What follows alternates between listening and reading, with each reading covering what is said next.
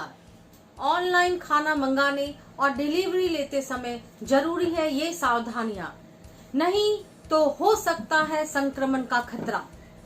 Lockdown को unlock करने की छूट में बाहर से खाना यानी ऑनलाइन खाना मंगाने की भी छूट कुछ जगह दी गई है, लेकिन किसी भी तरह के खाने पीने का ऑनलाइन मंगाने और उसकी डिलीवरी होने तक कुछ बातों का ख्याल रखने की काफी जरूरत है, क्योंकि कई सारे शहरों से लेकर विदेशों में भी ऐसे केस आए हैं जिसमें खुद डिलीवरी बॉय कोरोना पॉजिटिव निकला है। ऐसे में किसी भी तरह के संक्रमण के खतरे से बचने के लिए जरूरी है कि फूड पार्सल को घर पर लेते समय सावधानी बरती जाए। क्या क्या करनी चाहिए सावधानियां? ऑनलाइन फूड घर पर आने के बाद डिलीवरी बॉय से सोशल डिस्टेंसिंग बनाए रखें। साथ ही पार्सल को तुरंत ही सैनिटाइज करें। जब भी खाना पैकेट से बाहर निकाले तो तुरंत ही उसे ऊंचे तापमान पर पकाएं, जिससे कि उसमें मौजूद सभी तरह के कीटाणु मर जाए। इन छोटी बातों का ख्याल रखने से ही आप संक्रमण से बचकर रह सकते हैं। सैनिटाइजेशन का ख्याल, जिस भी रेस्टोरेंट से ऑनलाइन फूड ऑर्डर कर रहे हैं वहां पर किचन को अच्छे से सैनिटाइज किया जा रहा है कि नहीं, इस बात की पूरी जानकारी रखें। साथ ही उस रेस्टोरेंट में कुक और वेटर का तापमान मापने का काम किया जा रहा है कि नहीं, यह पता करना भी आपके लिए बहुत जरूरी है। सरकार की गाइडलाइन का पालन, जिस भी रेस्टोरेंट से फूड ऑर्डर कर रहे हैं वहां पर सरकार द्वारा बनाई गाइडलाइन का पालन किया जा रहा है कि नहीं, इसे पता कर ले। इन बातों की अच्छी तरह जांच पड़ताल करने के बाद ही फूड मंगाना आपकी सेहत के लिए ठीक होगा। साथ ही इन बातों की भी सावधानी रखें। डिलीवरी बॉय से सोशल डिस्टेंसिंग और पार्सल को सैनिटाइज करने के साथ ही पैकेट को खोलने के बाद उस रैपर को अच्छे से कूड़ेदान में डिस्पोज करें, जिससे कि वो किसी के संपर्क में सीधे ना आए। आप अपने डिलीवरी बॉय को इन बातों की जानकारी पहले ही दे दें।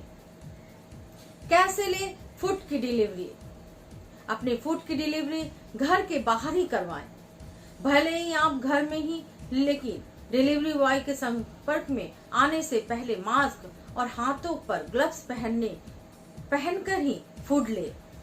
मंगाए खानों को पॉलीथीन के माध्यम से ही पकड़े। ध्यान रखें कि डिलीवरी बॉय ने मास्क और ग्लव्स पहने हैं कि नहीं। अगर वो नियमों का पालन नहीं करता तो डिलीवरी लेने से इनकार कर दे। पेमेंट का तरीका, वैसे तो हमेशा ही संक्रमण से बचने के लिए नोट देने से बचना चाहिए। ये नियम यहाँ भी लागू करें। पेमेंट करने के लिए ऑनलाइन मोड का इस्तेमाल करें। आजकल बहुत सारे ऐप मोबाइल में उपलब्ध होते हैं, इसीलिए नोट या फिर स्वाइप मशीन से पेमेंट देने से बचें। इन छोटी बातों को ध्यान रख ही आप खुद को और परिवार को कोरोना संक्रमण से बचा सकते हैं। मैं ललिता कुमारी, धन्यवाद। नमस्कार, मैं डॉक्टर अरुण कुमार। स्वामी विवेकानंद स्मृति दिवस पर विशेष आज मेरा चर्चा है। आधुनिक मानव के आदर्श प्रतिनिधि थे स्वामी विवेकानंद। युवाओं के प्रेरणा स्रोत तथा आदर्श व्यक्ति के धनी माने जाते हैं। स्वामी विवेकानंद को अब उनके ओजस्वी विचारों और आदर्शों के कारण ही जाना जाता है। सभी मायनों में वे आधुनिक मानव के आदर्श प्रतिनिधि थे। विशेषकर भारतीय युवाओं के लिए तो भारतीय नव जागरण का अग्रदूत उनसे बढ़कर अन्य कोई नेता नहीं हो सकता। कोलकाता में 12 जनवरी 1863 में जन्मे स्वामी विवेकानंद अपने 39 वर्ष के छोटे से जीवन काल में समूचे विश्व को अपने अलौकिक विचारों की ऐसी बेशकीमती पूंजी सौंप गए जो आने वाली अनेक शताब्दियों तक समस्त मानव जाति का मार्गदर्शन करती रही। वे एक ऐसे महान व्यक्तित्व थे जिनकी ओजस्वी वाणी सदैव युवाओं के लिए प्रेरणा स्रोत बनी रही। उन्होंने देश को सुदृढ़ बनाने और विकास पथ पर अग्रसर करने के लिए सदैव युवा शक्ति पर भरोसा किया। दरअसल युवा वर्ग से उन्हें बहुत उम्मीदें थी। युवाओं की अहम भावना को खत्म करने के उद्देश्य से ही स्वामी विवेकानंद ने अपने एक भाषण में कहा था कि यदि तुम स्वयं ही नेता के रूप में खड़े हो जाओगे तो तुम्हें सहायता देने के लिए कोई आगे नहीं बढ़ेगा। इसलिए यदि सफल होना चाहते हो तो सबसे पहले अपने अहम का नाश कर डालो। उनका कहना था कि मेरी भविष्य के आशाएं युवाओं के चरित्र, बुद्धिमत्ता, दूसरों की सेवाओं के लिए सभी का त्याग और आज्ञाकारिता, खुद को और उसके बड़े पैमाने पर देश के लिए अच्छा करने वालों पर निर्भर है। युवा शक्ति का आह्वान करते हुए उन्होंने एक मंत्र दिया, उत्तिष्ठित जागृत प्राप्य ब्रानित बोधक, अर्थात उठो, जागो और तब तक मत रुको जब तक कि मंजिल प्राप्त ना हो जाए। ऐसे अनमोल मूल मंत्र देने वाले स्वामी विवेकानंद ने सदैव अपने क्रांतिकारी और तेजस्वी विचारों से युवा पीढ़ी को ऊर्जावान बनाने, उसमें नई शक्ति एवं चेतना जागृत करने और सकारात्मकता का संचार करने का कार्य किया। उनका कहना था कि अधिकांश लोग तो भेड़ों के झुंड के समान हैं। यदि आगे की एक भेड़ गड्ढे में गिरती है तो पीछे के सभी भेड़ों भी उससे गिरती जाती है। इसी प्रकार समाज का मुखिया भर जब कोई बात कहता है तो दूसरे लोग भी उसका अनुसरण करने लगते हैं, लेकिन यह नहीं सोचते कि वे कर क्या रहे हैं। जब मनुष्य को ये सांसारिक बातें निस्सार प्रतीत होने लगती है तब वह सोचता है कि वह अपनी वृत्ति के हाथों का खिलौना बन चुका है और उस समय वह चाहता है कि खिलौना बनकर वह उसके बहकावे में ना आवे, क्योंकि यह तो गुलामी है। स्वामी विवेकानंद ने युवा शक्ति का आह्वान करते हुए अनेकों मूल मंत्र दिए जो देश के युवाओं के लिए सदैव प्रेरणा स्रोत बने रहेंगे।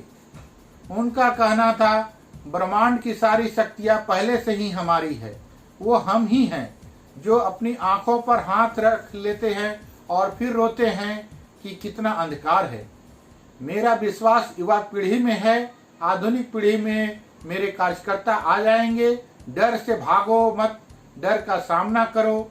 यह जीवन अल्पकालीन है, संसार की विलासिता क्षणिक है, लेकिन जो दूसरों के लिए जीते हैं वो वास्तव में जीते हैं। जो भी कार्य करो वह पूरी मेहनत के साथ करो। दिन में एक बार खुद से बात अवश्य करो, नहीं तो आप संसार के सर्वश्रेष्ठ व्यक्ति से मिलने से चूक जाओगे। उच्चतम आदर्श को चुनो और उस तक अपना जीवन जियो। सागर की तरफ देखो, ना कि लहरों की तरफ। महसूस करो कि तुम महान हो और तुम महान बन जाओगे। काम काम काम, बस यही आपके जीवन का उद्देश्य होना चाहिए। धन पाने के लिए कड़ा संघर्ष करो, पर उसमें लगाव मत करो। जो गरीबों में, कमजोरों में और बीमारियों में शिव को देखता है वो सच में शिव की पूजा करता है। पृथ्वी का आनंद नायकों द्वारा लिया जाता है, यह अमोघ सत्य है। अतः एक नायक बनो और सदैव कहो कि मुझे कोई डर नहीं है। मृत्यु तो निश्चित है, एक अच्छे काम के लिए मरना सबसे बेहतर है। कुछ सच्चे, ईमानदार और ऊर्जावान पुरुष और महिलाएं एक वर्ष में एक सदी की भीड़ में अधिक कार्य कर सकते हैं। विश्व एक व्यायामशाला है जहां हम खुद को मजबूत बनाने के लिए आते हैं। स्वामी जी ने 11 सितंबर 1893 को शिकागो के विश्व धर्म सम्मेलन में हिंदू धर्म पर अपने प्रेरणात्मक भाषण की शुरुआत मेरे अमेरिको भाइयों और बहनों के साथ की तो बहुत देर तक तालियों की गड़गड़ाहट होती रही। अपने उस भाषण के जरिए उन्होंने दुनिया भर में भारतीय अध्यात्म का डंका बजाया। विदेशी मीडिया और वक्ताओं द्वारा भी स्वामी जी को धर्म संसद में सबसे महान व्यक्तित्व और ईश्वरीय शक्ति प्राप्त सबसे लोकप्रिय वक्ता बताया जाता रहा। यह स्वामी विवेकानंद की अद्भुत व्यक्तित्व ही था कि वे यदि मंच से गुजरते भी थे तो तालियों की गड़गड़ाहट होने लगती थी। 1 मई 1897 में उन्होंने कोलकाता में रामकृष्ण मिशन तथा 9 दिसंबर 1898 को कोलकाता के निकट गंगा नदी के किनारे बेलूर में रामकृष्ण मठ की स्थापना की थी। इसी रामकृष्ण मठ में 4 जुलाई 1902 को ध्यान मग्न अवस्था में महासमाधि धारण किए स्वामी विवेकानंद चिर निद्रा में लीन हो गए। धन्यवाद। आपका अपना डॉक्टर अरुण कुमार।